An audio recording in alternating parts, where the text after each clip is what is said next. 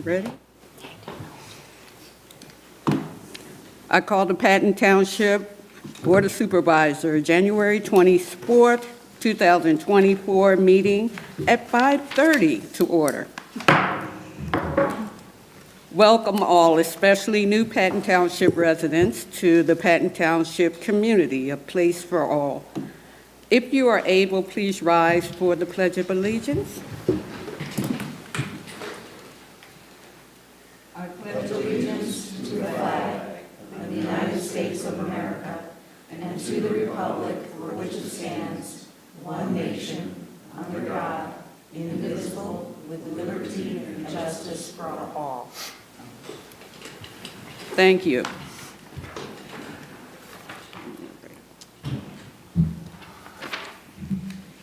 Next on the agenda are announcements, and we have an introduction of K-9 Officer Griff. Oh, Here he comes. Here he comes. Chief. Good evening. Is our microphone working? We're good seeing that? Okay, very good. So it is my pleasure. First, before we get to the celebrity, this is Officer Mitch Snyder. So many of you probably have not either met him before or don't see him very often. He's been with us for about 6 years, though. He's one of our midnight officers. And a couple years ago came to me with a proposal saying that, hey, you know what, we could really use a canine in our agency and in the center region. Specifically for narcotics detection and for tracking.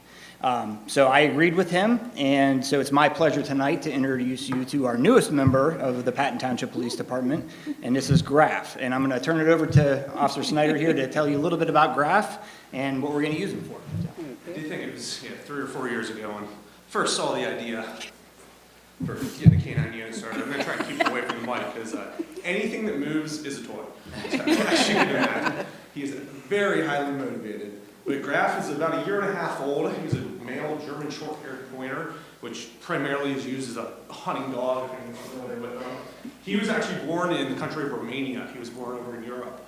And he got imported through the kennel that I went and trained at, which is called Shallow Creek Kennels out in the Sharon area of Pennsylvania. I lived out there for about a month over Christmas. Luckily, I didn't come home for Christmas, but New Year's Day, everything, we were out there training pretty much every day, learning how to find narcotics, find different odors, learning how to track lost people.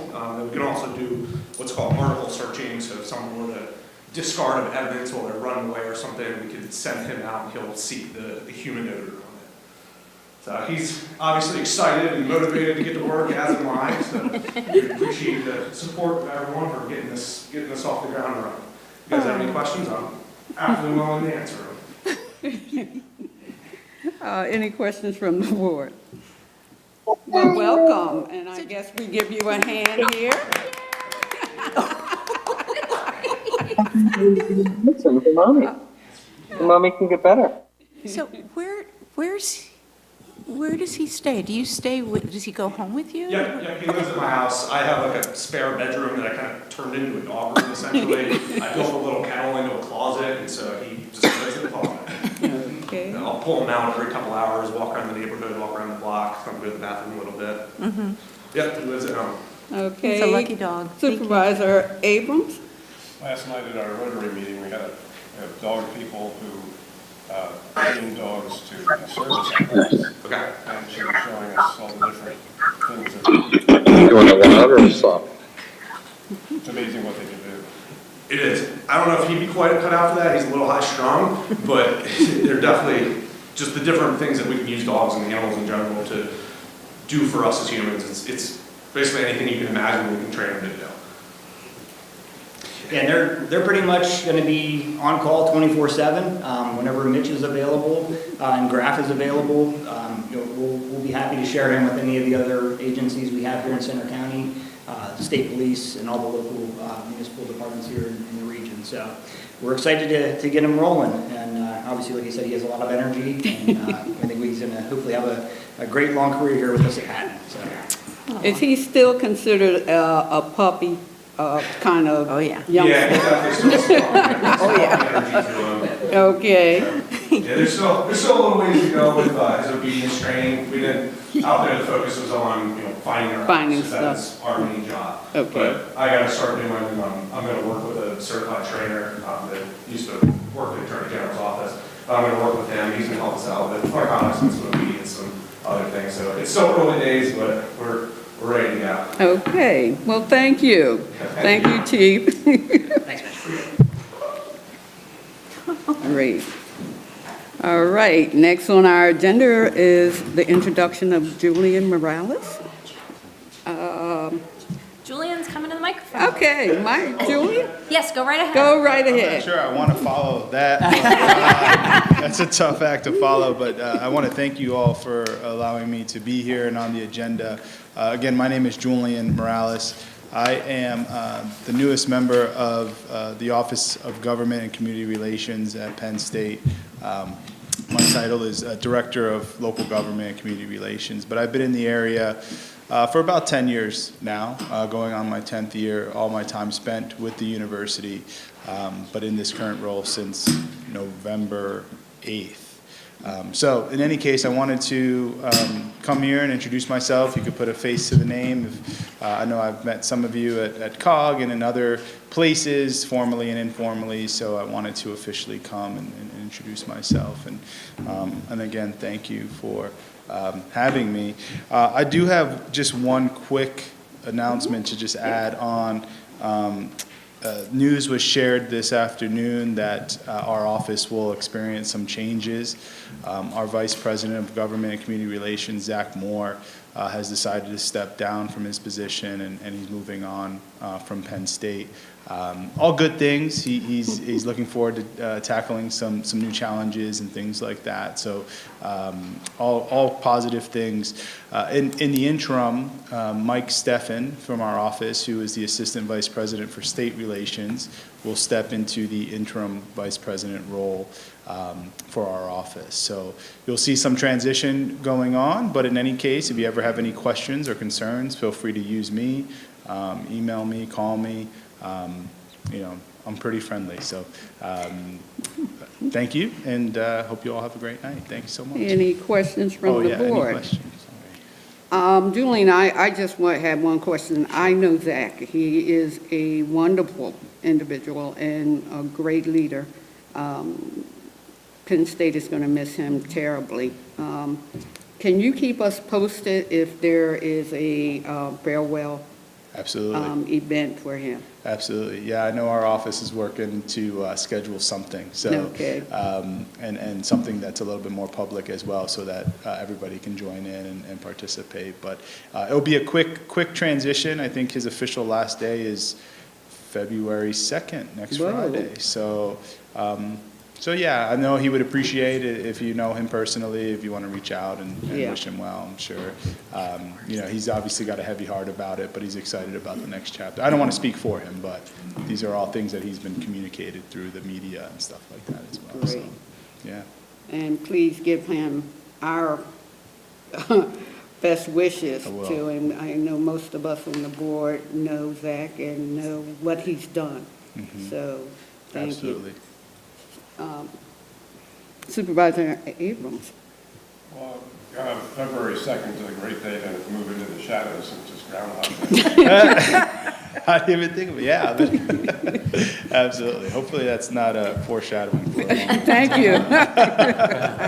But thank you. Anything else that I could help with, or? No. All No. right. Thank Well, you so much. thank you again. Appreciate you. Thank you so much. All right. Next is public comments. Residents, taxpayers may address the board on issues of interest to the township. Comments related to a specific agenda item should be deferred until that point in the meeting. If you are attending on Zoom, please use the raise hand feature of the Zoom application and wait for the chair to indicate it is your opportunity to speak.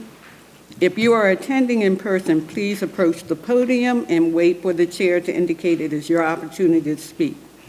Public comments are limited to 5 minutes per person. Okay, and first on the agenda is presentation and public hearing. Proposed ordinance 2024. Hold on. We have someone for public comment. Oh, all right. Sarah, do you want to unmute yourself? Sure. I just wanted to comment. I am attending as part of Leadership Center County, and one of our assignments is to attend one of these sorts of meetings and comment, introduce ourselves, and yeah. So I'm just really happy to be here tonight, and also I am a Patton Township resident. I just moved here in December 2022. So I'm just excited to get some exposure and be here on behalf of Leadership Center County. So thanks for letting me join. Oh, welcome. Oh, we have another public comment. Okay, thank you.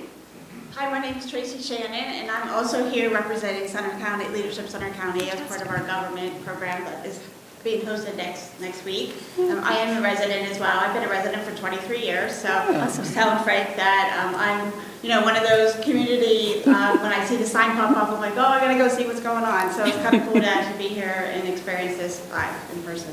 Thanks for having me. Well, welcome. Welcome. Thank you. Oh, my goodness. All right. Thank you. You started something. One more, yeah, an avalanche of, my name is Frank McNamara. I'm also here representing Leadership Center County. I'm also a Patton Township resident as of this past June, so just moved to the area June of 23, so just 6-7 months. So great to see everybody and appreciate being here as well. Thank you. Well, thank you. Welcome all. Anybody else? Right here. Betsy's got her. Oh, I was with Leadership Center County, and I am going to be with Leadership Center County on Government Day. So am I. So, The managers got invited. well, we got to talk. So that was such a great day when I was going through Leadership Center County, and I'm just looking forward to that and sharing my love of what I do. Yeah. And with this great manager, so. Amy, you want to give Supervisor Magruder would like to know a little bit more So- on what it is. Yeah, this is where I'll admit that Carrie Miller, who works for the College Township Industrial Authority and is doing stuff with Center County, Leadership Center County, reached out and asked the managers. And I haven't responded yet to tell her that I would be there on Local Government Day, but I intend to be there. It's on the 31st, correct? Yes. Yeah, and they have I think like a little program, and they've asked the municipal managers to attend, and I understand the elected officials will be there too. So I can get you in touch with Carrie and get more information if you'd like to participate. I want to know, what is it? What's the mission of the organization? Oh, of Leadership Center County? What does it? Oh, Betsy, everybody. Betsy can. She's on the Government Day. Yeah. Yeah, I'm on the committee for government. Betsy Dupuy, Patton Township resident for way too long. Leadership Center County is an organization that's been around for, let's see, I was in the class of 2001, so that dates myself, but let's say a good 25 plus years. And it was set up to develop leaders. Actually, the original program was out of, I think, Georgia. A town had all their leaders on a plane going to something like an event, lost all their leaders, and suddenly found that they had a dearth of leadership in terms of running their council and a lot of activities. So Ron Herring used to be with Omega Bank, was one of the originators of the organization. And so Patton Township, we've had numerous members of, I think we have a couple police officers in the past that have gone through it. We've had numerous staff. You can nominate yourself, somebody else can nominate you, go into the class, and then they go through a series of days throughout the year, and these class members could probably come back at the end of the year and give you an analysis. But Government Day is just one of many. Health and Human Services, history, learn a lot about the history of Center County. Education Day will be next. And Government Day, I think even when you were doing it, Betsy, was a combined day. It is now split. We now have Government Day and Criminal Justice Day. And Criminal Justice Day, they get to go to the prison, so foreshadowing. But yeah, it's a great organization. I went through the class, even though I grew up here, I went through the class in 2001, met a whole bunch of different people, university, business, community people. It's a great program, great. And I think this board has funded LCC activities in the past. I don't know, Larry, that there's anything in the budget currently, but I don't think so. But there has been. But we have in the past. and you've sponsored days, we've used your building, all kinds of things. So it's a great organization talk to the folks at Penn State. They put several people through the class every year, and it's a great opportunity. Great. Thank you, Betsy. Any other questions from the board? All right. Moving on, first is the proposed ordinance 2024-634, rezoning of tax parcel 18-013-109 from an R2 to an R3. So- Amy, would you like to? Yes. So Patton Township received a request from the HFL Corporation to rezone 160 West Clearview Avenue from R2 low-density residential to R3 medium-density residential. Property is currently owned by HFL, and they intend to develop a 31-unit, 55-plus affordable housing apartment complex on the property. The request was reviewed by the Planning Commission and recommended for approval. The board then sent that request to the Center Region Planning Commission to review it in accordance with the provisions in Section 607 of the Pennsylvania Municipalities Planning Code. The CRPC did not have a quorum, but they authorized the former CRPC director to review that. He found that the request... Do we have any person that would like to speak on this? Any online? No? Okay. Give you another minute.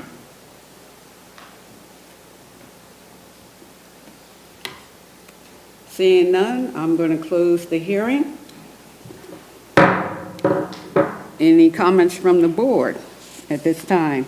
Supervisor I was A? going to make a motion that we close the public. Okay. Any other comments from the board?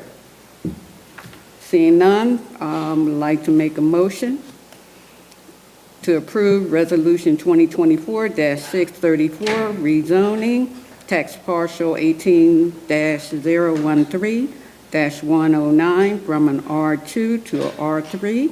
Is there a second? Elliot. Second. Okay, discussion? All in favor say aye. Aye. Any opposed? Any abstentions? The resolution 2024-634, rezoning tax parcel 18-013-109 from an R2 to a R3 passes. Thank you. Next is the proposed ordinance 2023-633, revision to Chapter 110, Open Space and Recreation Area. Amy, you want to take that? Sure. So this proposed ordinance makes some revisions to our open space regulations to address a few issues. Number one, it changes the name of the Haw Tract to the Haw Family Preserve. It's currently referenced as the Haw Family Farm Open Space in the ordinance. It also adds our newest open space property, the Marjorie D. Seward property, to our open space program and establishes the permitted and prohibited uses on the property. The property is 36 acres in size, is located on the top of Skytop, and was gifted to us in 2019. It defines the hours of operation for the Haw Tract. The ordinance will allow for 24-hour usage with the exception of camping. This is consistent with the usage regulations for the Grace Woods Preserve, and it addresses an issue with tree stands on the Haw Family Preserve. Portable tree stands are currently permitted as long as they do not cause damage to the trees. Nicole, our open space manager, noticed that some of the tree stands were in place long enough that the tree was beginning to wrap around the stand itself.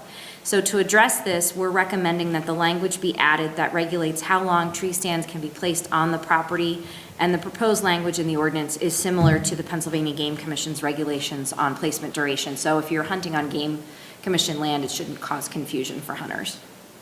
So the proposed changes were reviewed by the Open Space Committee at their October meeting. They recommended approval. We did advertise this for public hearing this evening in action. Okay, at this time, the public hearing is now open to the public.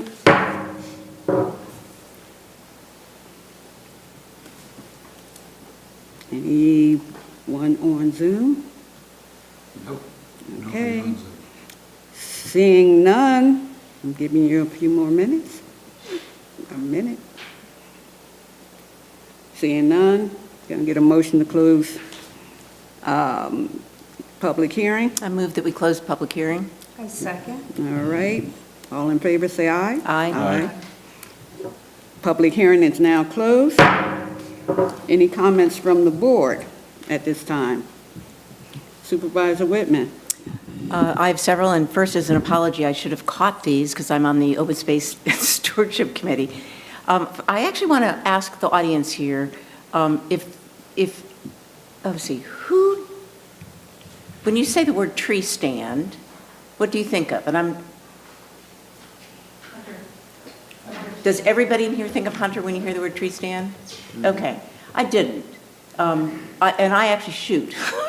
I didn't think of it as, I'd like to just change it to a tree stand for hunters throughout. And the reason is, so I'm also a biologist, ecologist, and to me a tree stand is a stand of trees. And I read it several times and, oh yeah, they mean a tree stand. So how many of you didn't know that? I mean, it's okay to admit it if you didn't know. All right. And I'm not ashamed to be the only one, but No, you're not the I'm sure there are other people who didn't grow up in Pennsylvania, perhaps. I know it's a big hunting state here, Virginia. Okay, so I would like to just change that at some point, and then initially, and then it can be just referenced as a tree stand. Also, there's an error. The spelling error, I took care of that. What was the spelling There error? was a spelling error. There's also under, let me just get it, under section 3, it's just section 3, item B, prohibited activities, number 4, that actually should be up in the permitted activities. So item 4 says, in the prohibited, it says 24 hours usage except camping, and that should actually be one of the permitted activities. Okay, we can fix that. Yeah, so that's all. Yeah. Okay. And I had one other question. All right. Should that usage that I just mentioned, 24-hour usage except for camping, should that also be in section 4, which refers to the Patton Woods Natural Recreation Area? Or is that already, 1, is that prohibited, and or 2, is that already in there? I didn't. Do we let you know, people Ken? camp at Patton Woods? No, we've never permitted anybody to camp on any of the township open property. I know that, but do we allow for 24-hour usage? Yes. Okay. Yes. Is that already in the original ordinance? It has been open for 24-hour use. Perfect. I can't state whether it states that, but I do believe it references the use of the property after hours for certain activities. Gotcha. You might want to just check on that. I'll double check that, Yeah, okay, great. And I can't believe I missed that. Also, at the bottom, Pam and Elliot need to be. Oh, yeah, I took care of that. Okay, I updated that. Okay, thank you. Yep. That's it. So would you like to make a motion, Bessie? I make a motion that we approve the ordinance number 2023-633, which updates the regulations in our open space. Okay, second? Discussion? All in favor, say aye. Aye. Any opposed? Any abstentions? Ordinance 2023-633, making changes to the open space is approved. Thank you. Next on the agenda is the spongy moth spraying. Amy, I think that's you again. Yes, so Ken and I are going to tag team on this one. Okay. At the October meeting, the board discussed the spongy moth spray program for 2024. Joe Wilson of Wilson Ecological surveyed 38 locations in the township during the egg mass count, and it appears that the areas that are severely infested and meet control threshold are located north of I-99. Without some form of intervention, there's likely to be some potential for mature tree loss. So after that meeting, we received reports of egg masses in the Circleville Road area. So we had Joe go out and survey those areas, and based on those results, we recommend that this area also be added to our proposed spray area, and that would also include the haw track. And then because, if you might remember from our discussion in October, there are several large properties within these spray blocks that we didn't have last year when we did the spraying. So we wanted to find out if we could consider setting an acreage limit for how much the township would pay to spray. In the smaller properties, we had sprayed everything last year. So the board had indicated you would like some feedback from the residents. So we put together a survey and mailed that out to 195 residents, asking them Number one, if they wanted to be included in the spray area, and number two, if they preferred either a 5-acre or a 10-acre limit for spraying. And we had 35 residents that responded to the survey, and the vast majority of those residents favored the 10-acre limit. It's important to note, and we'll show you some mapping of these proposed spray areas then, and Ken can review them with you, but it's important to note that we had 3 residents who indicated they do not wish to be included in the spray area, and one, and I think Ken also took a call from another resident, and then we had one resident who also asked for additional information before deciding. So the helicopter applicator that we use indicated that they need to leave a 500-foot buffer around properties that do not wish to be sprayed. So this will impact the remaining areas that can be sprayed, and we'll explain on the mapping. And of course, we will need to verify this again with these residents once we do put together the spray blocks. So we have $111,000 budgeted for spraying in 2024. We'd like to get some direction from you this evening, because this is the time to put the bids together, because the spraying would typically happen. It happened in May last year, so it happened in the spring. So Ken can go through the spray areas in a second. I would say that based on the survey, we'd recommend that your acreage limit be set at 10 acres, giving the folks that have a property that's larger than 10 acres the option to also have the bulk of their property sprayed at the township's rate, as long as they pay for it, right? We would pay the first 10, and then if they had, for example, 50 acres, they would pay to spray the next 40 themselves. And then setting our spray areas tonight, again, we have to follow up with property owners that are in those spray blocks just to confirm who wants in and who doesn't want in. And Ken, why don't you walk through, we have 3 proposed spray areas. Maybe we need to blow this up a little bit. And Ken, why don't you walk through this? Can you, yeah. The map that we have up on the screen right now is the area that Amy had first referred to, north of Interstate 99. We've had quite a lot of input from residents, as well as just township staff, and having Wilson Ecological looking as well. If you look very upper left-hand area of the red, that is the Seward property. So whenever Joe had went out, started surveying that area to get us an idea, and then we went down through, and we've been down through a few of these properties, and it is an area that if we don't do something, they're according to the results, we probably should expect to have some mortality in some mature trees. You can also see the area that is hatched. Those are areas that would not be sprayed in those areas because someone within that area has decided that they do not want to have their property sprayed. I also know that there are some individuals that are looking at having their properties sprayed privately. And so some of these people that are north of Route 550, which is that, you can see that line running through right, down a little bit, Larry, right there. That's 550, a little bit further right there.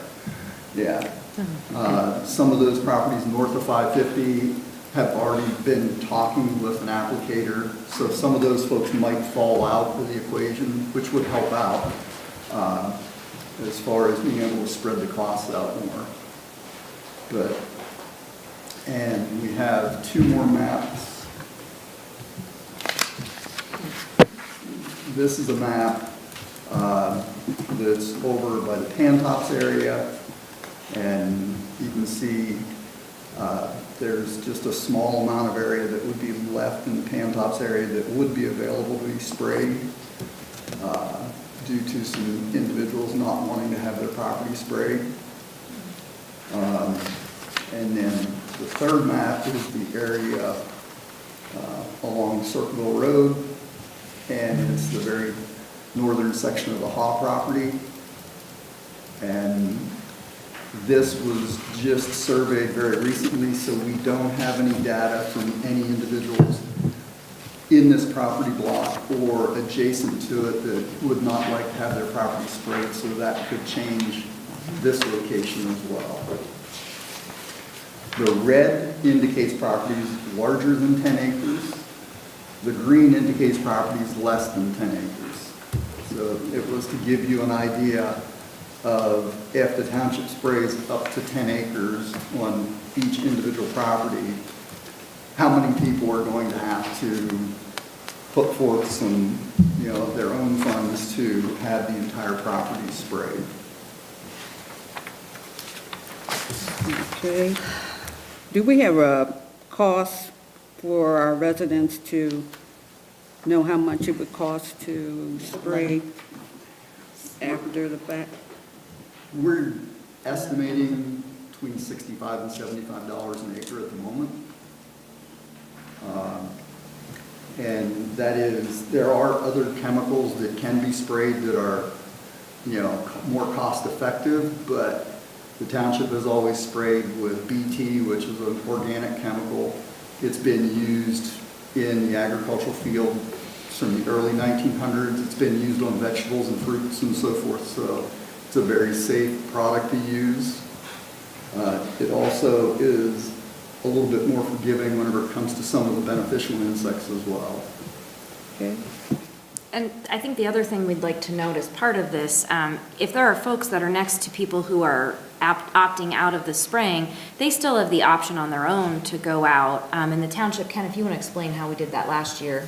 Yeah, it's one that if you live next to somebody that opts out, and we'll say you have 5 acres of property, the township last year was willing to reimburse you for what it would have cost the township to spray your property, and you can go out and you can get some other contractor to come in, whether it's a contractor that would spray it with a drone or whether it would be a contractor that would spray it from the ground. So there's still an opportunity for an individual property owner that's adjacent to someone that's not wanting to be in the program to have the property treated, and then if the board wishes to do the reimbursement like we did last year, they could be reimbursed for some of that cost. Okay, can we continue to get this information out to our residents, Yeah, we will. All right. Any other board member might have a question? I mean, you answered my question because I was like, Okay. Supervisor Whitman? I just wanted to thank whoever was responsible for putting the links on the website about Spongy Moth and BT. So that was great. I was glad to see that. I noticed there was one link to Purdue University. There's also a couple of links to Penn State. They're not specifically Spongy Moth. But if we might want to put one of those on there just to have that home connection for folks, because the Purdue one talked a lot about harvesting and stuff like that. Sure. Yeah, that was, who did that? That was great. That was a suggestion actually that I think Supervisor Magruder gave us that came from a resident last year after we did the spraying. So we can thank Supervisor Magruder for that suggestion. Okay. Just Any other questions? Yeah, just for perspective, can you pull one of those pictures up? I'm just trying to think. You said it's 500 feet from individuals who don't want spraying. Just like in that residential neighborhood, what would 500 feet look like? Well, these areas here, those blocks that are patched, those are no spray areas, so there's somebody within that block that asked not to be sprayed. So that creates a 500-foot buffer around properties that didn't want to be sprayed. So it's these 3 areas, super. Okay. this looks like that. It You looks need like a I'm not breakdown. getting sprayed. And they did a lot of, I have trees that are dying. Yeah, and so what we would do, once the board determines how you want to proceed, if you want to do the 10 acres and if you want to set these as your spray blocks, I would think our next step, I wasn't here last year when we did this, but I would think our next step would be to send out a final mailing to everybody, and they have to let us know if they want in or out. And then we can determine, and then we can provide information to residents that would be impacted with a follow-up about this is what you still have options to do. Okay. Any other board member have any questions on this and giving directions to the staff to move forward on getting the information out? Is that okay? Amy? You're okay with the 10 acres and the proposed spray areas? Yep. Okay, we'll move forward then on the next steps and continue to keep everyone informed as well. Okay. Thank you. Next on the agenda is the CNET closed caption proposal. Amy, you want to introduce our guest? Oh, Oh, yes. sure. I'm sorry. Any questions from the public on the spongy mouth? Step up, sir. Gary, you Please. have to go to the podium so we know who you are. I don't need a microphone. I'm just curious to what I've seen here with the maps and everything. Sir, can we get your name? I'm sorry, Gary Hummel. Okay, thank you. From what I've seen on the maps here and the exit out, or people that do not want this, X amount of dollars have been allotted for this from the township. Seems like, depending on the second map, which isn't marked because of the survey, recent, seems like, I'm gonna say close to 50% don't want sprayed. Why is there a 10-acre limit? Why can't that money be put toward everybody else that wants sprayed? Because we're willing to reimburse everybody else that's in that spray block for what we would expend if they do it through a different contractor. So, Why would anyone do that? because if I can't spray my property's not being sprayed, but I want to have it sprayed, if I contract some other party to do it, I have to pay them because the township's not going to pay them. Because we're only paying one contractor that we create a contract with. So if the one property here, we'll say that they go out and they get somebody else to spray for them, whatever the cost may be, they're the ones determining the cost. We're willing to reimburse them up to 10 acres per individual property owner for, what we would charge, what we would pay. So is this any resident in the township or just in these maps? It's in the spray block area right now. That doesn't make sense. Well, we wouldn't be paying, we went out and did a survey of the township. We went out and looked at various properties across the township, not just this area. We Right. found that this is where these three areas are where the spongy moss are located, and so we need to spray these areas and take care of that. So we wouldn't be offering to somebody in Park Forest who maybe doesn't have the concentration that's needed to be sprayed a reimbursement. We understand there are people that choose to not have their property sprayed by the township. We still want to help out residents that do want to take care of their own property if they're next to one of those properties. So this is a way that if you have a property next to one of the properties that's opted out, that you could still have your property taken care of and have some of the costs covered by the township. You'd still have some of that benefit. At the expense of the people that are willing to go the mile and do this whole thing and spray their property. So someone else that doesn't want to have it sprayed can do it another way and get paid for it. No, if someone doesn't want to have it sprayed, I'm assuming they're not going to contact the By township. the township. Don't want Right. to have it sprayed by the town, why wouldn't you? There are people that have objections for a variety of reasons that they don't want to have it sprayed. So if you live next to one of those properties and you would be impacted by the 500-foot buffer, you would be able to come to the township and say, look, I took care of this myself because I couldn't be in your spray block, and this is what it cost me, and we could reimburse you up to the 10 acres at our cost for what it cost us to spray. So you get some of the money back. Okay. Thank you. Any other resident that has a question? Thank you. My name is Richard Hayes. I'm president of the Pantops HOA.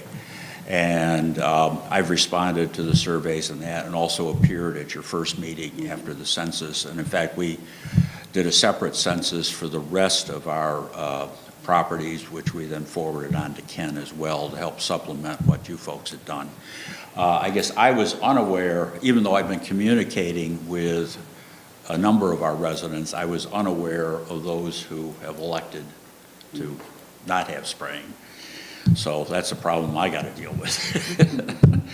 In any event, I guess, is this now on, is this revised map with this, is that now on the township? It's, Website? yeah, it's on under the agenda for tonight. We Oh, added okay, this. so the revised agenda. Yeah, the revised agenda has the mapping. Okay, all right, so I'll take that. All right. So for us, we actually have a significant infestation. In fact, just to give you an idea, I was meeting with U.S. Fish and Wildlife today over a separate issue with our non-invasive, or our invasive plants, non-native. invasive plants, and I mentioned the spongy moth, and the guy from U.S. Fish and Wildlife, we were standing in the driveway, he says, oh yeah, as soon as I got out of my vehicle, I saw the egg masses. I got some talking to do with our residents, but I know for a number of us, we will want the spraying done from the ground or whatever, and obviously if there's the opportunity to get reimbursed, that would be great. And some of us actually did it last spring too. So I know there's a number of us who will be interested in that. And for us, the 10-acre, actually the 5-acre worked for just about everybody.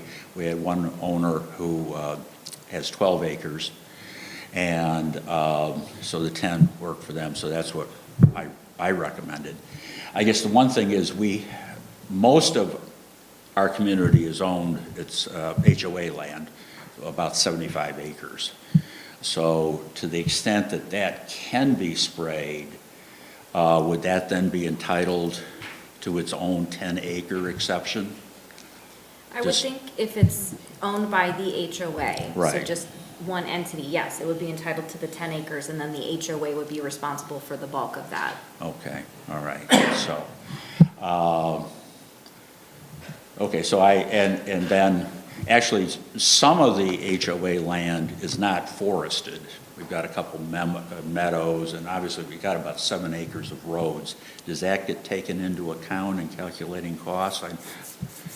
They look at, whenever we design spray blocks, they don't detract out the roadways and so forth. And if the meadow areas are, not significantly large, they're not taken out of the whenever they calculate the spray area. Yeah, for the one homeowner who has 12 acres, a lot of his is pasture land for his horses, so in any event.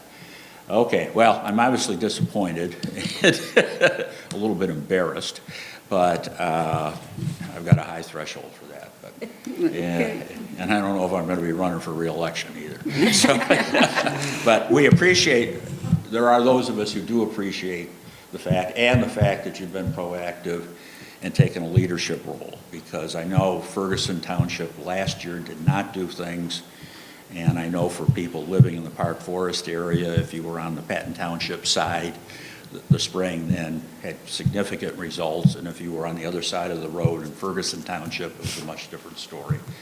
And I am pleased you've been in contact with Ferguson Township and probably the others too, so that there'll be multiple townships participating, which will help all of us, and I guess help us indirectly. Thank you. All right. Supervisor Whitney? Okay. I just wanted to point out, Mr. Hayes, that it may be as few as 4 or 5 houses, just if you do the geometry, and you pinpoint one house in the center of a 500-foot radius. Yeah, I recognize that. Yeah, I'm sure you did. Supervisor Abrams, then Magruder. I didn't know anything about this until living in Park Forest in the 70s, seeing the first major infestation, and it was disgusting. It was so thick that we almost had to call the road crew out to salt the roads because it was so slippery. And little critters were like falling on children and irritating their skin. And the other thing is that the trees later developed an immunity, and that's why the infestation stopped. The trees developed their own immunity to this after a certain time. And so the people that don't want to be sprayed are essentially telling their trees it's too bad, these things can still attack your trees. Okay. Supervisor Magruder? Yeah, I was just going to say for clarity, it seems like everyone has, as Amy had mentioned, there's a lot of reasons why individuals may not want this spraying, and it seemed like from the survey results, it was very few individuals who elected not to have this, and so, everyone can make their own decision based on, their ownership of their land, and I think it's important to understand the ramifications of that, and again, not to want to be shaming or anything like that, but what we see here is our hope was to have an efficient process and a cost-effective process for the taxpayers, and were we able to do all of this that was surveyed, and this would have provided that efficiency and affordability. Now, individuals will be able to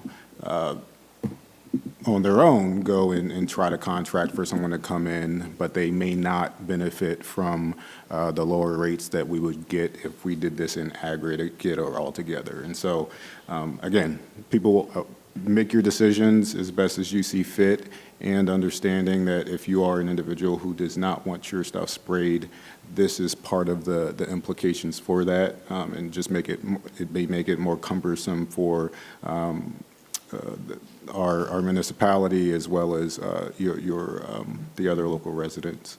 So, yeah, don't want to go on a shaming campaign, because people can make their decisions, and there's implications for not being able to do this all at once. Oh, Ken, one question I know you've mentioned, is it the estimated cost, you think, per acre would be about what? We're hoping it's going to be $65 to $75 an acre. Okay. And that's spraying with BT. I realize that, like I said, there are some other chemicals out there, but they're not organic chemicals, and they are a little bit more cost effective. But the township has always utilized BT as, a product whenever we spray for sponging moth. Okay. Any other board member have a question? Thank you very much. Okay, well, thank you for your time. Any other comments from the public? Seeing none, next on the agenda is CNET closed caption proposal. Amy, you want to introduce our guest? Yes, I would like to introduce the esteemed CNET Executive Director, Cindy Hahn, who is going to come talk to you about a proposal to provide closed captioning services for township meetings. Esteemed. I'm really happy and excited about this proposal. Our server manufacturer has now made it possible for our online video on demand programs to be closed captioned at what is, I think, a very reasonable cost. The cost to Patton Township for this service would be $17 per hour. The service is being offered as an optional service, so not all of our members will opt in. And we wanted to structure it that way, so it's really up to you whether you want to absorb the $17 per hour cost or not. So it would be added to your quarterly invoice from CNET. One of the features that we like very much is that we are able to create what are called language models for each of the programs, where we can enter names of neighborhoods. The examples I gave you in the agenda, YouTube often doesn't know what to do with the word PennDOT. And so, the word Nittany, for example. And so the closed captioning on our video on demand programs, we expect to be better than what is being produced by YouTube. And the YouTube captioning is terrific. And that goes on the live programs and all the YouTube programs. But we think this service will be a little better. So the question simply is, I gave an estimate. I went back through 2023 and I looked at the lengths of all of your programs, both supervisors and planning commission. And it looks like if you stuck to those kind of hours, you'd be looking at right around $1,000 for the year for both supervisors and planning commission. Now, if your meetings get a lot longer and you use more hours, you're going to be billed for the actual hours. But that's the crux of it. We expect it to be implemented in the first quarter of this year. I'll be happy to answer any questions you may have. Okay, any questions from the board at this time? Seeing Supervisor Whitman. I actually have a question for Mr. Pigger. So I'm guessing that the $1,020 estimated is not going to break the bank? It's not going to break the bank. Okay. no. And it's early enough in the year. Yeah, that I we just can- wanted to We can make some get that on the record. adjustments to our expenditures to cover that. Thank you. I was getting ready to ask Larry the same. Any other questions? Well, thank you. I would like to make a motion to adopt the CNET closed captioning proposal. Can I get a second? I second. All right, discussion. All in favor say aye. Aye. Any opposed? Any abstentions? The motion passes. Thank you. And we'll be sure to keep you apprised as to when it's beginning. Thank you. Thank you. Thank you. Cindy. Hey, they better be shortening these meetings now. Yeah. This is yeah. incentive to shorten these Be meetings. pushing you along. They'll know how to say I know he didn't just say that. I just got that. Okay. Okay, next on the agenda is public safety, and Chief Jolly, you're up. Yes, and I will quickly get through my report to make sure that we're staying efficient. The December public safety reports included in your materials. You'll notice our officers conducted 105 traffic stops. We wrote 19 citations, 5 parking tickets, and handled 18 criminal arrests.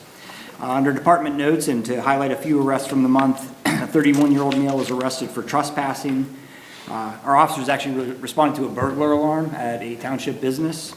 Upon clearing the store, we found a male hiding in the bathroom hours after the business had closed. A 32-year-old female was arrested for simple assault and harassment.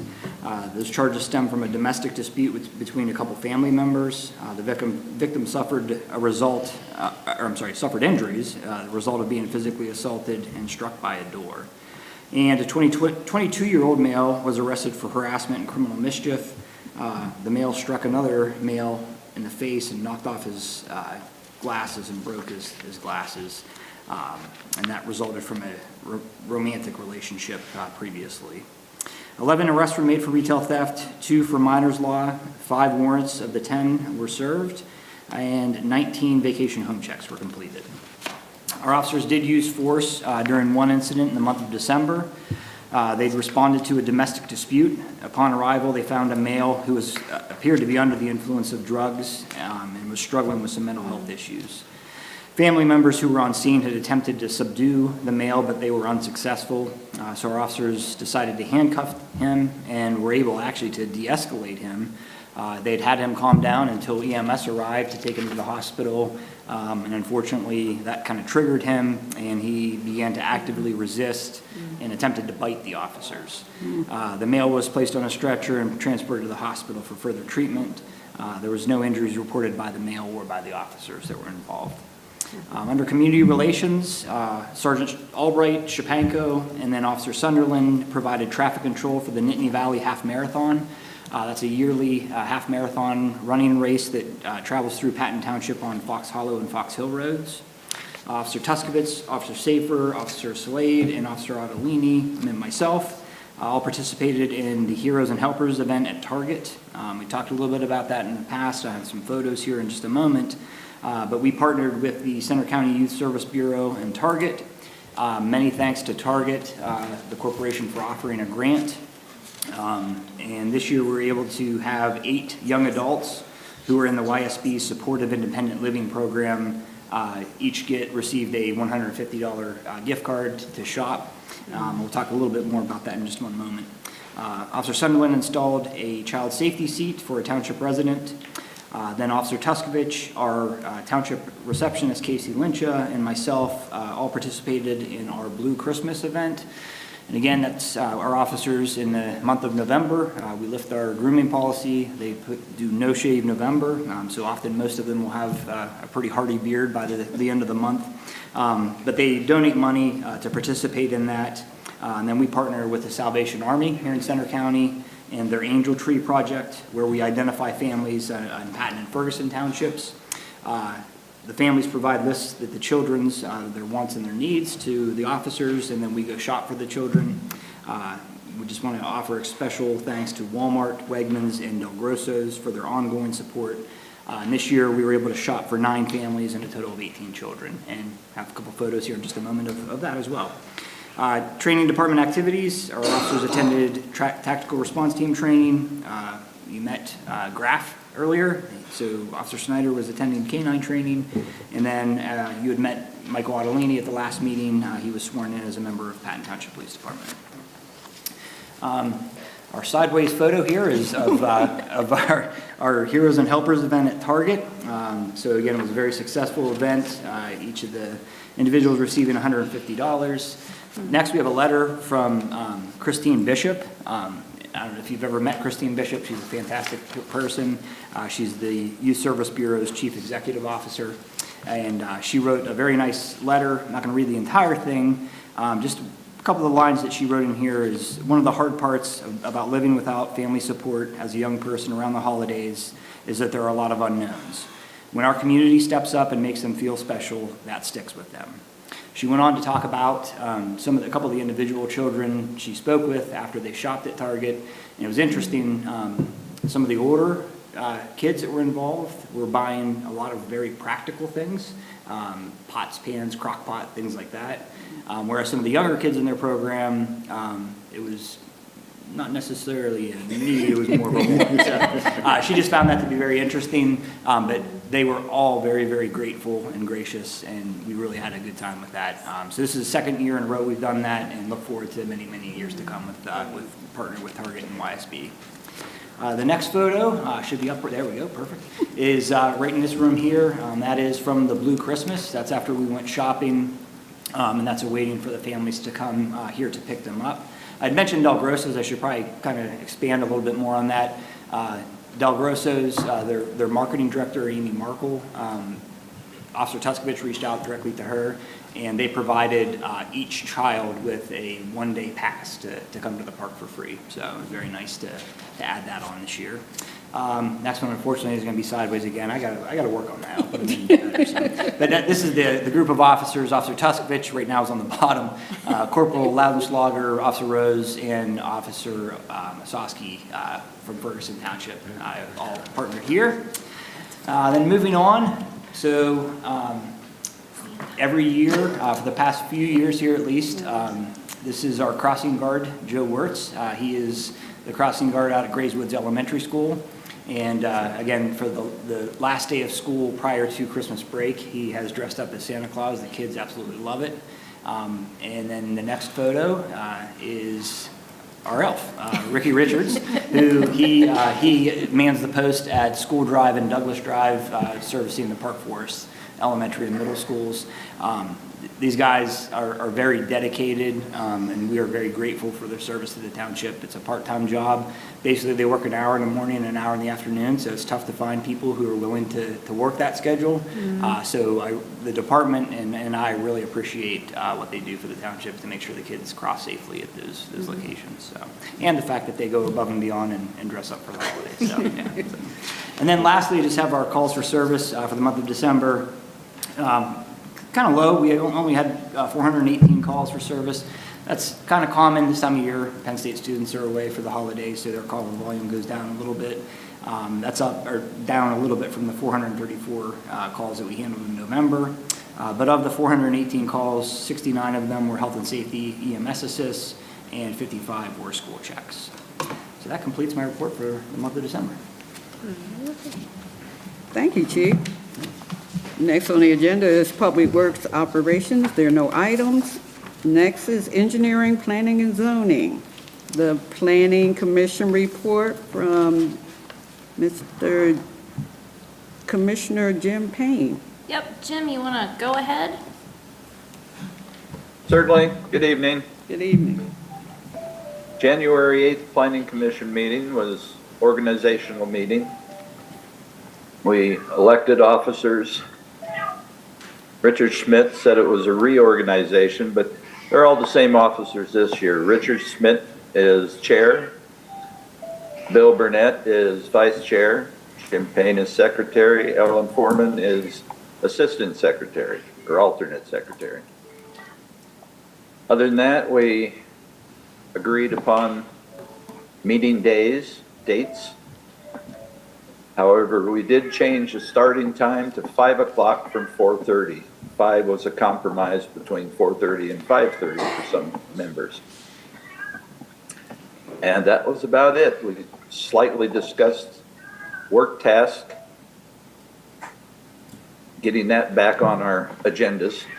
So we're going to be looking into that. And that's it. Thank you. Thank you, Jim. All You're right. welcome.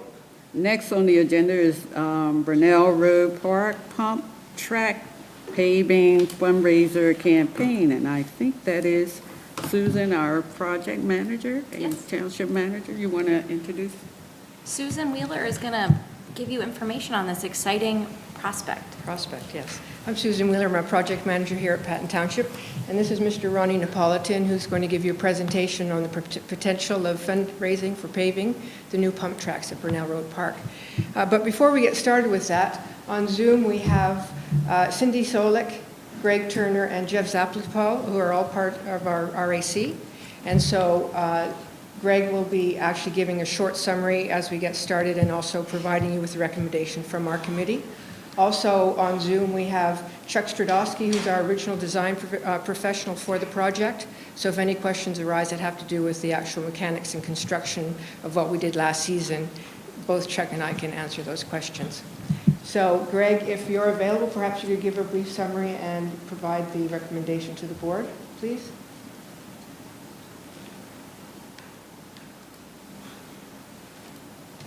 Oh, we can't hear you, Greg. You're muted.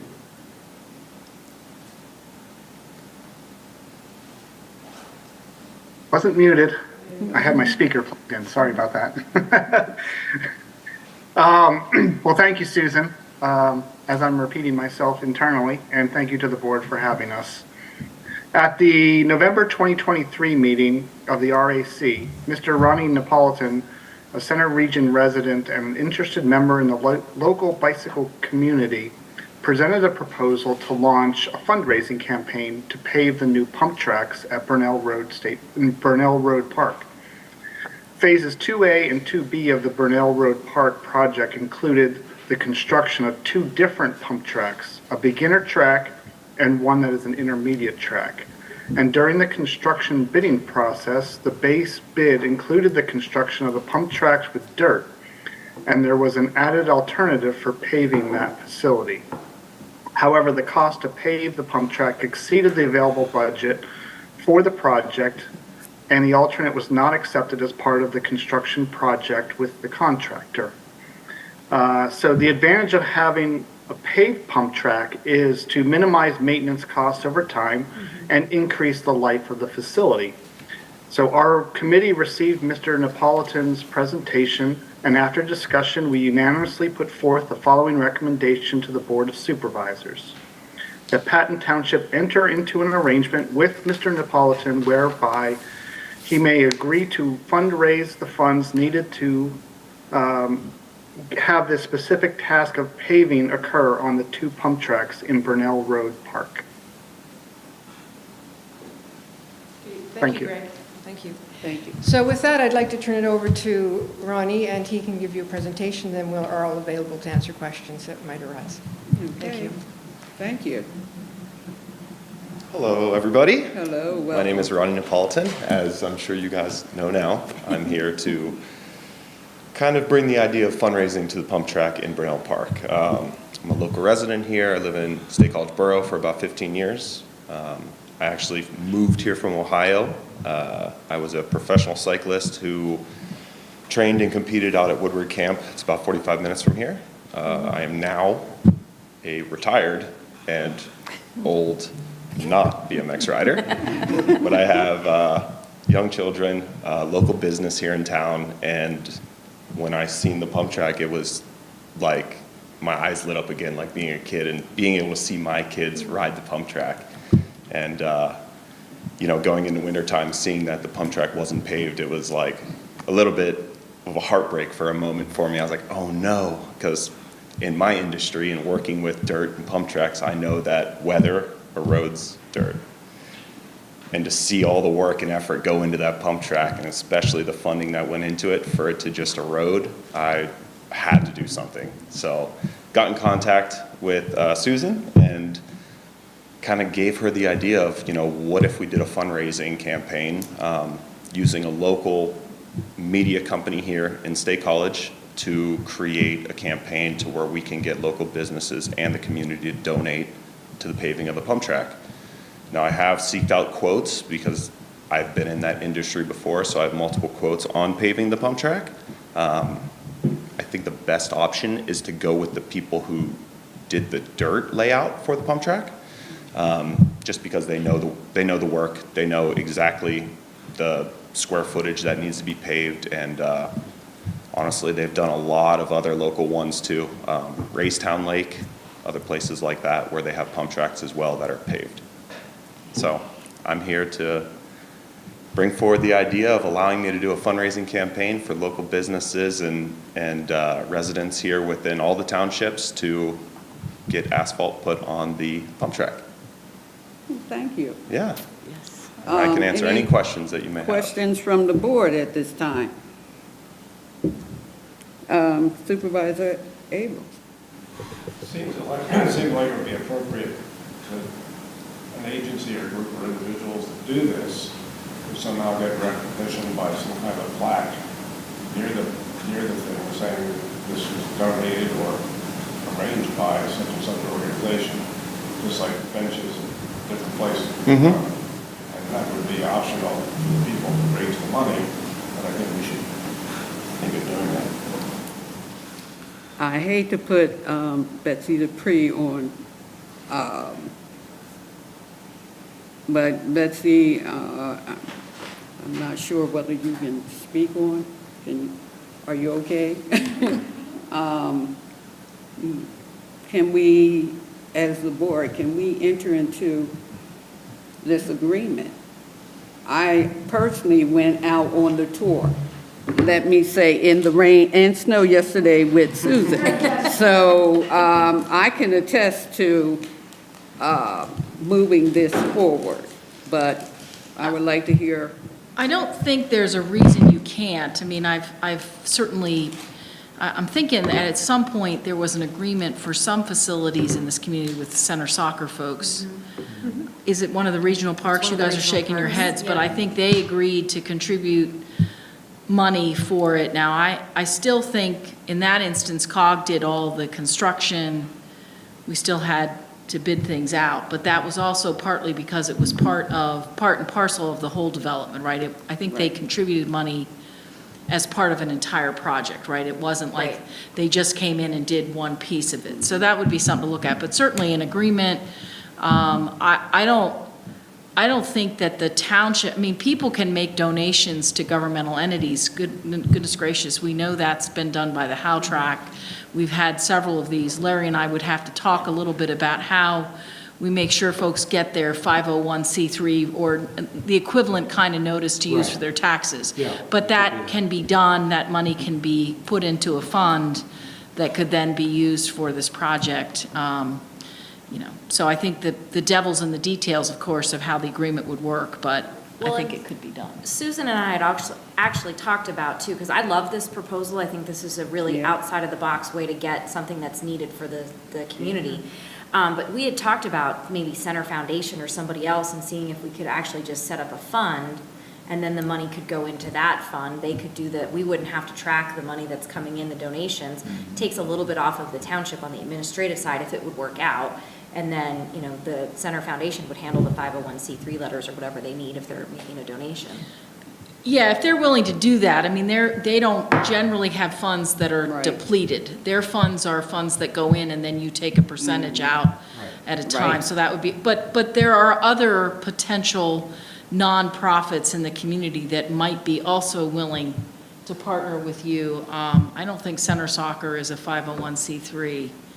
But they could be. But I'm not picking on them, but I'm saying I think there are a number of cycling clubs who might also be interested in helping you with that process, depending on how that works. So I think there are ways to do it and to make it not that complex for everybody.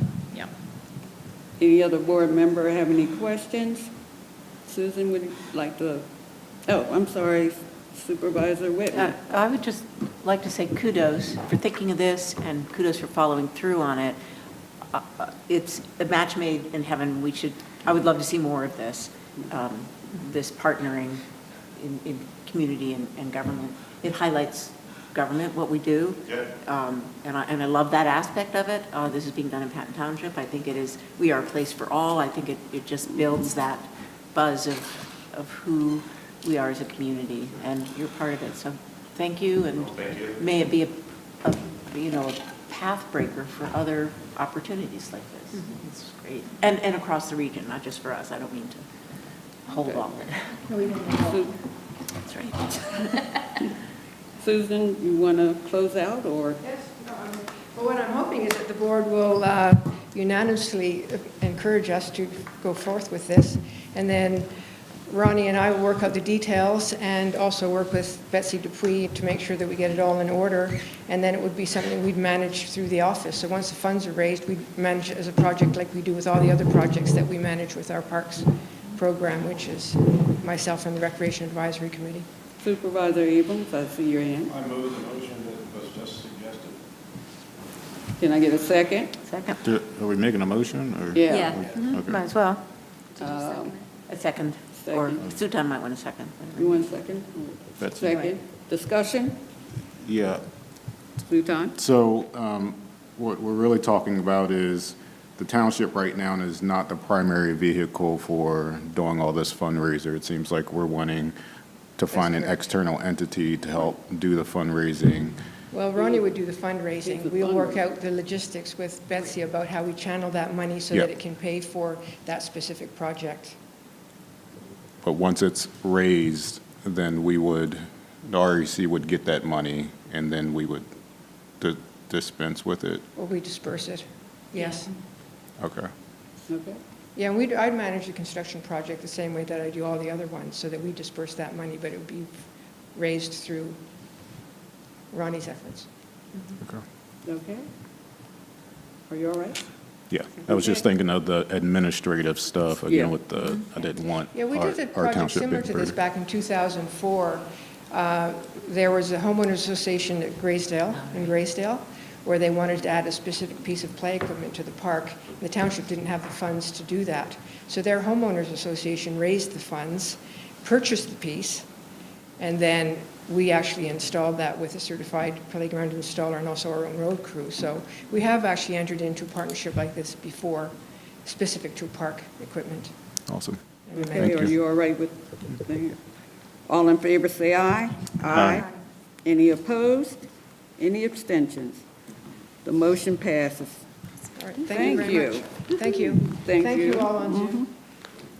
Thank you for your time, everybody. Thank you. Thank you. Thank you. Next on the agenda is administration, School Center Region Library, Article of Agreement. Amy, you want to take that? Yes, so Half Moon Township is no longer a member of the SCLO Center Region Library, as you may have heard. With their departure, they will no longer have a representative to the Library Board of Trustees, and that vacancy will need to be filled by one of the remaining participating municipalities. So the governing committee of the Library Board of Trustees considered several options.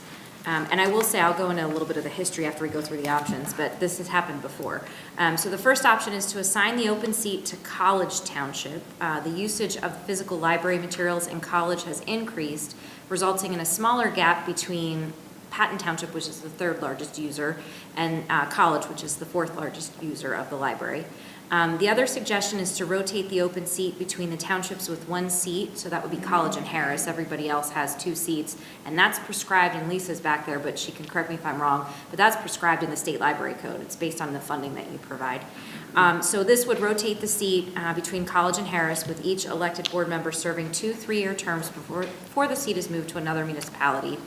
And then alternatively, the 9th board seat could actually be assigned to the library board, and then they would have the power to appoint that member, who would still have to reside in the center region. But there was some concern, I guess, that this would create an imbalance on the board if the 9th member lives in one of the municipalities that already has 2 representatives. So they do have to amend the library articles of agreement to put this into place. Obviously, now that Half Moon has departed, they want to get this up and running. years ago, many years ago, Ferguson Township dropped out of the library. Elliot remembers that.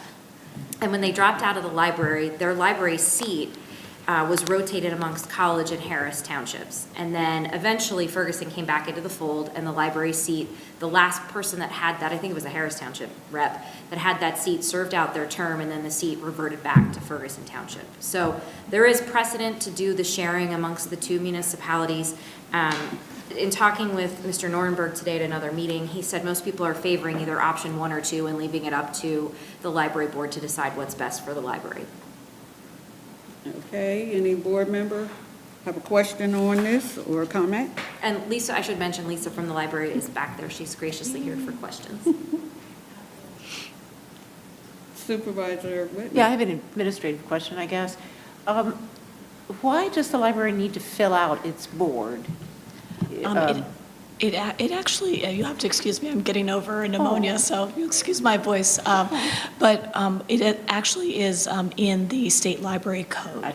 Thank so you. That's we, fine. yeah, so that's why we're looking for that. Thank you. Makes sense. Yeah. Spare your voice. Supervisor Abrams? The library, state library code specifies a specific way that they prefer this to be done, right? Yes, what the recommendation in the past had been to base it, with a 9-member board, and then it depends on the number of municipalities that actually are supporting the library. But in the case of our community, we were looking at those sort of an even distribution based upon the usage of the library services. I would suggest we go with that idea. Okay. What idea? The idea that it's just. We have the, yes, we have really the two options.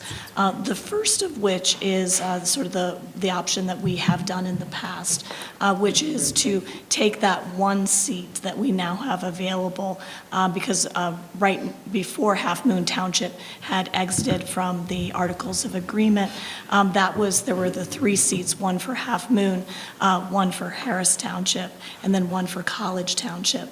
So that additional Half Moon seat now needs to either go back and forth between Harris and College, or it can be given to College because of the sort of smaller amount of difference that we're now seeing in College Township use. Previously, that everything was a little bit farther apart, which is how you have some of the larger usage communities such as Patton Township with 2 representatives on the board. Okay, all right. Any other questions? So our decision is to go with the first one? I would like to make a motion or recommendation that we turn the decision process back to the library board. They have presented 3 viable options, and I think they know what's best for them, and I support and trust their decision on that. So that would be my suggestion. Recommendation. The second? No form of motion is needed, right? Yeah, right. Yeah, so that's just my opinion. So again, just for clarity, College only has 1 thing on the board. However, one of the recommendations potentially just give them the second one, given that there's that gap between their usage between at least us and them has closed pretty significantly. Correct. And so equity-wise, what percentage does Harris have? It's more around 7 to 8%, depending on the year. Yeah, that gap is pretty significant. So just for like an equity-wise, it seems like College should actually get that, as opposed to having it rotate between those 2. Bless you. So that's my thought on that. Okay. If College and Harris were closer, then I would say, Yeah. pass back and forth, but it makes sense for College to get it. Is everyone in agreement with that? Yeah. I'm okay anyway, either way. We're in agreement. Lisa, feel better? Thank you you. Yeah, for your thank you. presentation on it and clarification. Yeah, appreciate it. But speedy recovery? Thank you very much. I appreciate it, and I appreciate the feedback. Thank you so much for your time this evening. All right. Thank you. Thanks, Lisa. Okay. I'm getting my Elliot. All right, bless you. It's going around. Next on the agenda is the appointment of the Regional Human Relations Commission. So- Amy, you want to take that? Sure. So the Regional Human Relations Commission was created in 2023 and serves the municipalities of the borough, Ferguson Township, and Patton Township. The commission consists of 7 members and is charged with hearing complaints made under the Regional Anti-Discrimination Ordinance. We would recommend, the Patton Township Board of Supervisors would recommend 1 member to the commission who would then be appointed by State College Borough to serve a 3-year term. Supervisor Whitman helped us recruit the person for this, and I think he is a very excellent choice. Terry Watson expressed interest in being our rep. Mr. Watson is an author, professional speaker, and trainer who specializes in the topics of disability, equity, and education, racial justice, and law enforcement. I included the rest of his biography in the agenda. I won't read the entire thing. I know he's very excited for this. I spoke with him via email. So if you're comfortable with the recommendation, you would actually make a recommendation to the Borough Council to appoint him. Okay. Can I get a motion to appoint Mr. Terry Watson So to the moved. regional? Okay, second? Sorry about that. Discussion. Thought I wanted to do this, but that's okay. You can do that one? Sorry. Sutan, do it. I'm so No. sorry. Let Terry do it. You do it. Chief, I know you've worked with Mr. Watson, and I know you've had a good rapport with him, so Absolutely, yep. I'm happy on that. All in favor, say aye. Aye. Any opposed? Any abstentions? The motion passes to appoint Mr. Terry Watson to the Regional Human Relations Commission. I know he's going to be quite happy, and thank you. All right, next on the agenda is the appointment to the Search Committee for COG Executive Director. Amy? So during the executive committee meeting on January 16th, the COG executive director shared his retirement plans, which are effective June 1st. Committee discussed the next steps, and as you all heard at the general forum, we also discussed at length the search committee process that evening. So to start the process, the general forum has asked that each municipality designate either an elected official or a municipal manager to participate in the recruitment and search committee. I've spoken with each of our board members except Susan. I apologize. And it was unanimous that Betsy Whitman would be the selected person if she still wants to do it, so. I think she does still want to do it. Well, thank you. Word has it, yes. Thank you so much. I'm honored and looking forward to this. All right. Do we have to make a motion on this? I don't think you do. All right. I can let the COG know. I do- Supervisor Magruder? So it was a little hard. I attended remotely on Monday, so it was a little difficult hearing things. There did seem to be a lot of commotion around the process for establishing this committee and how the process should move forward. Did I hear someone talk about they were averse to doing a national search and looking here locally instead? I think there was some discussion of that, yes. I talked with, actually, Becca after the meeting. It's a very aggressive timeline. They are hoping to have someone here May 1st. I'm not sure that that's feasible, given, people have contracts and notification requirements. The advantage to doing a national search or to using a national consultant like GovHR or someone, there's plenty of people that do this, not just GovHR, but is that they have an established network that they can go out and contact folks that they know would be good for the job. And that helps you rather than just, we have all our associations and things you would advertise the job through, but having that network established would also help. So there was some discussion, I think, of not using, because I believe it was Harris Township used a local person, they used Peter Marshall to do their search. And Peter has a statewide network, though. He might not be a national consultant, but he has a statewide network that he tapped into. So that's the benefit of the consultant. Okay, yeah, my recommendation, so that's helpful to understand, they actually used somebody as opposed to just posted it, and I know they had said they'd gotten a lot of applications, and I was like, a lot of people apply for jobs that they're not qualified for, just so that the number doesn't really move me. So anyway, just recommending that I would prefer that we look more nationally, just to get diversity of potential applicants who are coming in, bringing a range of different experiences and stuff like that. I will pass that on the executive committee. Supervisor Abram. Well, I was on the last search committee, and obviously that is now viewed as not having worked out. But I think that the right thing to do is a national thing, and I believe that GovHR did an excellent job. They're a neutral arbiter for this, and they bring information, and then everybody acts on it, and they didn't make an opinion as to who they thought should be the person picked. But they did a lot of work that allowed us to get to where we got to. I also think the COG needs to have an interim plan in case that this can't be, I really think May 1st is a very aggressive timeline. So there needs to be a plan of what happens June 2nd, because I don't think it's asking Mr. Nornberg to extend his stay, not start his retirement, right? So there needs to be a plan as to who June 2nd becomes the interim executive director if the job isn't filled by then. Well, I can say on the executive committee, we've also looked into that, so it's not mute. We're moving forward as each municipality is putting together their representative for this search committee. And Betsy will keep us abreast of what's going on. Any other questions on this?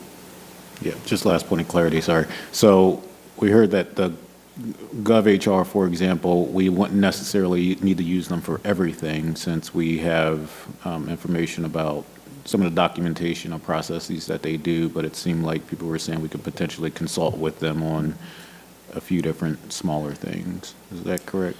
Yeah, and I know there was some discussion, and I don't know that I 100% followed all of it, and maybe you guys who were in the room did, but there was some discussion about the recruitment brochure and just using, we didn't need it, or we just used the one from the last time. And I mean, I would say that, especially when you're doing a national search, right, the recruitment brochure is important because it lays out the community that you're coming potentially to work for and live in, and makes the job attractive to candidates. So I would think you would want to use, whatever search firm you use, you would want to use those capabilities to help market yourself. I mean, we all think the COG is great, and we think the center region is great. We all know that it is, but if I'm in Nebraska, I probably have no idea. But maybe this is the job that I'm looking for. Maybe this is the opportunity that I want. So, yeah, and I also think, again, I talked to Becca a little bit about this afterwards too. There's probably some non-traditional candidates, and I know the last time they were going to look at non-traditional candidates being folks that were, you know, maybe like an executive director of a nonprofit membership-based organization. Because COG at its core is a nonprofit membership-based organization, right? So that's transferable skills. But they happened to find municipal managers that were interested in the job last time. So I think all of that, Betsy will do a great job on the search committee talking about that, and all of that should be on the table. Yeah, it definitely seemed like this binary choice of either we all get the funding for a search firm out external to us, or keep it just, you know, within the COG sort of like area and do it ourselves. But, you know, to Elliot's point, some degree of neutrality is going to be important, as well as expertise in framing out that process. And so if there's a way that we can, you know, utilize, you know, some of those consultants, then that would be my recommendation to push for. Supervisor Abrams? And I agree with the idea that we're not essentially just looking for a manager. We're looking for somebody who will help lead this organization into the future, to help us come to the correct conclusions. And that information should be passed to whoever the consultant is. That's what we're looking for. Well, Betsy, you've heard our comments on that, so as you move forward. Yep. All good, yeah. All good. As you move forward on that. Yeah. Any other questions?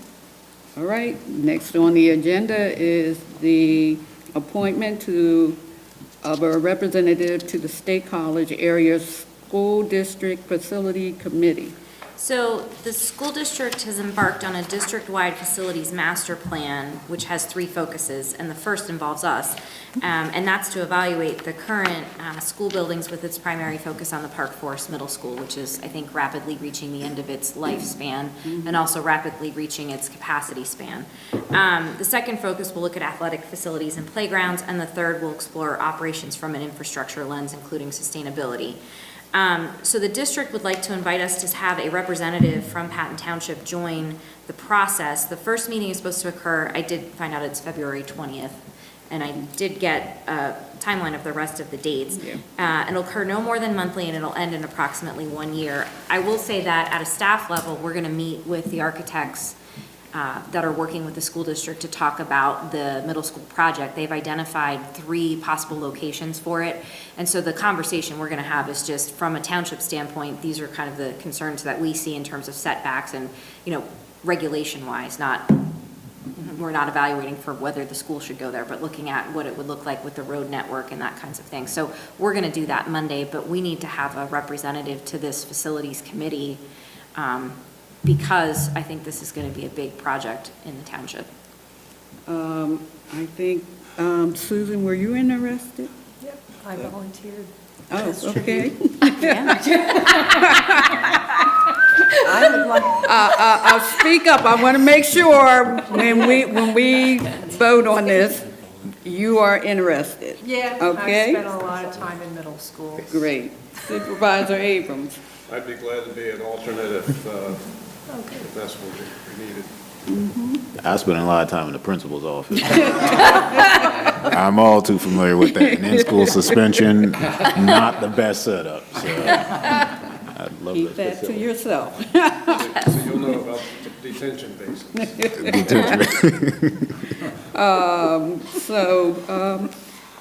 Amy, you have Susan down? Yes, I will let the school district know. Thank you, Susan. And also, keep me abreast, because I've also talked to the principal, Dr. Weiser, on the facility. I want to hear her expertise on, what they're looking for as well. So keep me abreast of that. All right. Next. And, Mike Elliott. All right. Relations. School board. Next on the agenda is the consent agenda. Is there any item on the consent agenda you would like to remove or at this time or discuss? All right. Seeing none, can I get a motion to approve the consent agenda? So moved. I get a second? Second. All right, all in favor, say aye. Aye. Thank you. Next on the agenda is the manager's report. Amy? Great. You always build it up like it's so exciting. Really not. Okay, so I just a couple things to go over. I did put together a list of goals for myself in 2024, and I included them in the report. I'll briefly go over them, and then if you have anything you want to add or change, we can talk about that. The first is completing an update to our personnel policy. The last update was actually done in 2012. So this project, Larry and I would work on together on that, but I know that's something that I've been hearing about from some of our employees that is needed. Next is to complete strategic plans for both our engineering, planning and zoning, and our public works department. These plans are going to consider staffing needs, and in particular for our public works department, their infrastructure needs, because the space we have up the hill is rapidly decreasing, and we need to think about what we're going to do with them and how we're going to accommodate future needs, because the township is still growing. And also, we're going to have some people leaving us in the next couple of years and with retirement, so I want to do some I want to do some succession planning so that we make sure, we had a lot of institutional knowledge that left us last year, and I want to make sure that we're covered moving forward and we don't lose a lot of that. I also want to work on implementing a community engagement program. I'm going to steal from our friends and borrow from our friends in Ferguson Township and I'd like to start a coffee with the manager, coffee and conversation.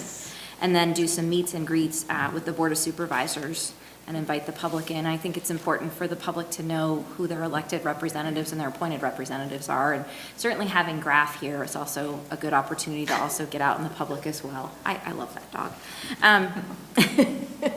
I also want to work on gathering contact information for all of our homeowners associations in the township for two reasons. One, I'd like to hold biannual meetings with them to go over, they all have most of them have stormwater basins that they're maintaining, go over regulations that might impact them. And also, and I think we heard this with the Cradle Lane sketch plan that we looked at, being able to reach out and say, hey, you live adjacent to this property and there's a development that we're seeing a plan for, and here's how you can get information on it and participate in the process. And also, you know, then if there are rumors that start or whatever, we can stem those rumors by reaching out directly to those representatives. And then also, I've been trying to work with our planning commission. They could use some more education. They went to a PSATS training, a bunch of them, and they loved it. So I have talked with our new CRPA director, Mike Tilka. He did this in Colorado. I'd like to work with him to put together a comprehensive education program for them that goes through, as they have time, we have a lot of plans right now, but that goes through every piece of the puzzle, the subdivision process, traffic studies, things that they need to know about so that they can be informed and feel empowered on their committee. So that's kind of what I laid out for myself, and I think I probably have other things listed on my whiteboard upstairs, and I have a problem. I like to write everything down that I want to do, but if you have any changes that you want to make to these, or there's other things you'd like me to work on, please just let me know. I very much want to collaborate with the supervisors. Any supervisors have any questions for Amy at this time? Amy, I just want you, if possible, to follow up on our contact person from West Penn. Yes, yep. You know, in case of emergency, we still need a contact person. I have that actually on my list to bring up at our emergency management meeting next week. Okay, great. Right. Okay. See you next. And then just a couple little things just to touch on. We have been meeting, I was just on the meeting this afternoon with the county. We've been meeting about the Penn State pilot agreement, this payment in lieu of taxes, and we get an impact fee from that.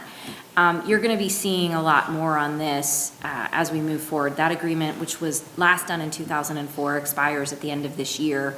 We're in the process of getting an RFP from a cost accountant to help us figure out what the impact, how we would quantify what the impact Penn State has to us. Penn State is definitely a benefit to our community, but Penn State also has, there's a cost to that as well. So we'll be working on that, and you will definitely hear more about that moving forward. And then I mentioned this and just want to touch on it. Mike Tilka has been coming over. We've had three plans that have come in that needed to be reviewed. He has been doing an excellent job. I've heard nothing but good things from our planning and zoning staff. I think Ken can agree with that. He sits down with us. He participates in our plan review meetings. So I'm ecstatic about him as the planning director. I worry he's going to burn out because he's doing an awful lot right now. But he, like I said, he's been a great benefit to us. And then just lastly, Michelle Marrow, our consulting engineer, is working 20 hours in our office. And that's also been great because there were a lot of things that kind of fell through the cracks a little bit after our last engineer, Alex, left us. So she's been picking up the slack, and she's been doing a great job. So we're very fortunate to have her in here. She's here 3 days a week. So, and with that, I'll answer any questions that you have on the report. Any questions for Amy at this time?